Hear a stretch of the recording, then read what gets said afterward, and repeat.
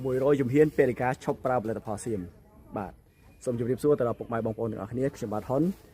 ខ្ញុំចង់ជម្រាបជូនទៅដល់គម្រោងទៅដល់ពុកម៉ែបងប្អូនទាំងអស់គ្នាដែលយើងមានគម្រោងในការដើរ100ជំហានពេលការឈប់ប្រើផលិតផលសៀមដែលគម្រោងในការដើរជុំវិញបឹងទន្លេសាបចាប់ផ្ដើមពីខេត្តសៀមរាបបាត់បន្ទាយមានជ័យបាត់ដំបងពោធិ៍សាត់កំពង់ឆ្នាំងកំពង់ស្ពឺភ្នំពេញហើយយើងបកចេញមកវិញមកខេត្តកណ្ដាល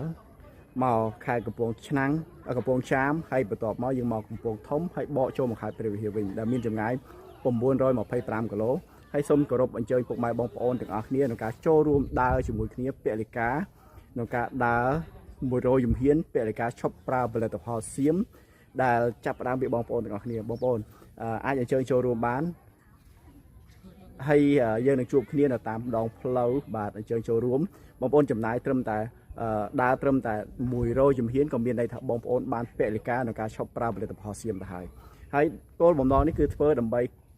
លើកស្ទួយនឹងការគ្រប់គ្រងទៅដល់ផលិតផលខ្មែរលើកស្ទួយផលិតផលក្នុងស្រុករបស់យើង